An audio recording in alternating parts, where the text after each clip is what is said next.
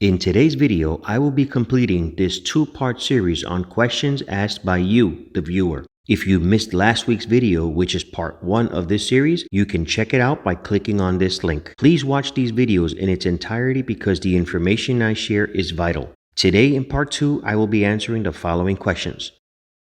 Do I need to have a real estate lawyer in Punta Cana? Why are there so many different prices on the internet for the same project? If I change my mind, can I get my money back? So sit back, relax, and enjoy today's video. Question number 1. Do I need to have a real estate lawyer in Punta Cana?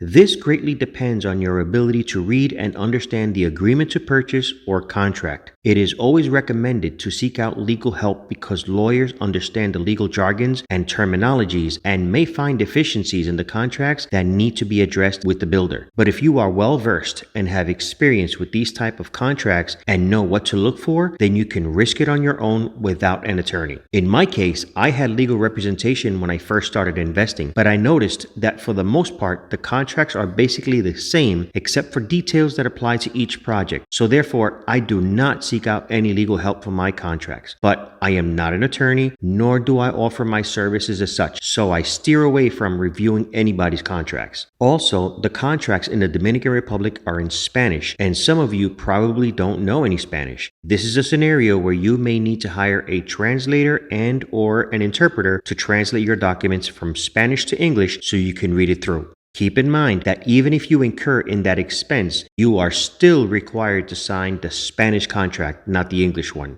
One important tip I want to share with you is make sure your name or names are spelled correctly. Make sure your nationality is correct. Make sure your passport or ID information is correct. Make sure the description and details of your unit is correct because these are legal documents and you do not want any issues now or in the future because of a typo.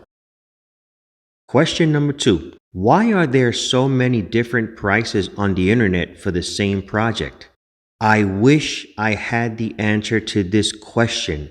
What I can tell you is that this is very misleading. This is one of the main reasons some of those I spoke to haven't invested in a property yet. They are not sure who is advertising the right price. They see ads about the same property but with different prices. This is a deceptive practice, and using these old ads as bait is not ethical. I have even been asked if I am raising the price and why can't I honor the price advertised. So I then need to educate the customer on how things work and that the price I gave is the current price. So keeping outdated information and old prices causes inconveniences to you, the investor, the consumer. And this is the main reason why I choose not to mention the prices of the projects in most of my videos. If there are a limited number of units left, it's possible I will mention the price, but I don't want to have old prices on my videos because this is an inconvenience to you, the investor, and I make sure I explain this to everyone. And that's the main reason why at the end of my video presentation of a project, I say, for prices and availability, shoot me an email or call me. If you reach out to me right away, I will give you the price that's current at that time. If you reach out to me months later, I will give you the price that's current at that time. There are no misleading or unethical practices on my part ever. And this brings me to our final question, a very popular question from you to me. Question number 3. Mike, if I change my mind, can I get my money back? The short answer is no, but let me explain in detail. Once you get into a commitment to purchase a unit, that's exactly what it is, a commitment, a promise, an agreement. If you decide you want to back away from it, for starters, if you just paid the reserve payment, you would not get that back. The opportunity to sell that unit to others that were ready, willing, and able to buy has been lost. So the loss will be at your expense, not the developers. If you started making payments during the construction phase and you back out, you should have read in your contract the penalty for doing that. It'll state the percentage of the money you've already paid that will be forfeited and the necessary steps that must be fulfilled before you see any money returned. Yes, there are circumstances beyond our control that may force you to make such a drastic decision, but it'll be at your expense.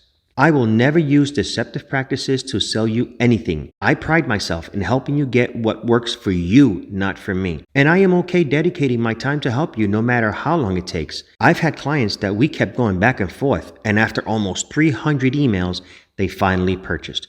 I will not tire, nor will I rush you. My goal is to help you find what you're looking for, and most importantly for me, establish a relationship with you. And when I present a project, I try to cover as much information I can within a reasonable time because I don't want to tire you with long-winded videos, so I get straight to the point. The lengthy part can take place through texts, emails, and phone calls. Well, that's all I have for today. If you enjoyed today's video and this two-part series and have found value in it, please give it a like and subscribe. I would really like to see 1,000 real unpaid subscribers soon. Also, hit the notification bell so you get notified on future videos and share it with others who you think may benefit from it. And if you are interested in investing in Punta Cana, shoot me an email to mikemasterspresents@gmail.com or call me direct or via WhatsApp to 484-944-1621. Until next time, have a great day.